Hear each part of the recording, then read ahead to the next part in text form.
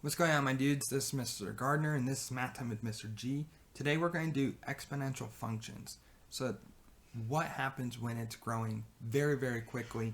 Can we measure that? So our equation is function of x is equal to a b to the power of x.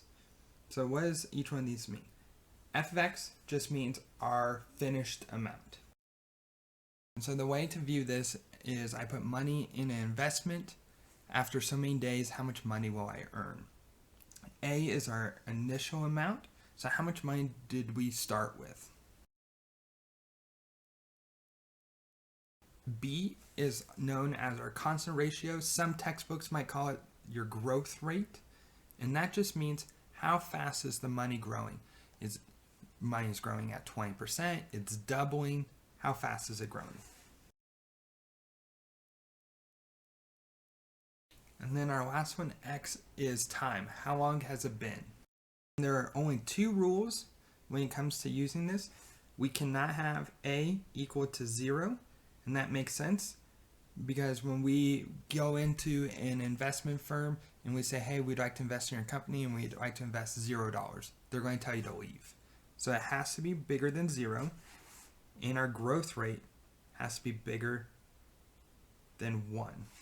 And that also makes sense. How much is it growing by? If you just say 1, it's not growing. But if I say by 20%, then that means it's growing. So how do we graph these? Well, the first thing we want to find is our y-intercept. That is just when x is equal to 0. So we're going to plug that into our equation and then solve. And this is a good time to remind you, anything to the 0 power is 1. So now that we have our y-intercept, I'm just going to go to y equals 2. Then our growth rate is of 2, so that means up 2. But because it's exponential, it's going to go up quickly instead of in a straight line, and it's going to go down quickly. So why can't our growth rate be 1? Because this number inside the parentheses is actually a percentage. So the percentage that you see here is 210%. So if I said, hey, I want to grow by 3%, that means that I would write it in my equation as y equals 1.03.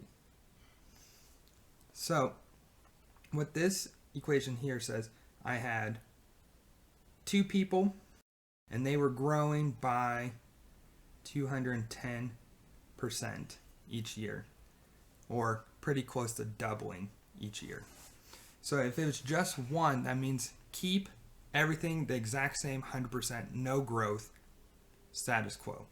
So that's why it has to be some number other than 1. New fancy vocab word is called asymptote.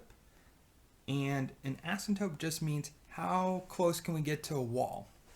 And what I mean by that is this graph is going to be growing something like that. And then you'll notice it's slowly starting to die off. And why is that? So let's look at the extremes. So I say 6 to infinity.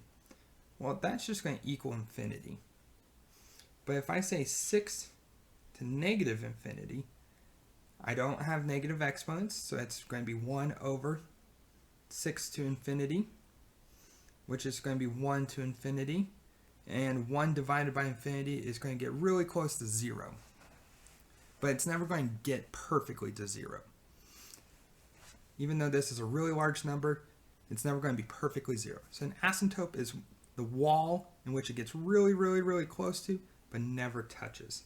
So our asymptote now, just a quick reminder of how to find our y-intercept. I'm going to put 0 in for x, and I get 1. So what's our domain and range? So let's look at our graph. I'm going to put 0 in for x and get a y-intercept of 1, and then a growth rate of 2. So here's my graph.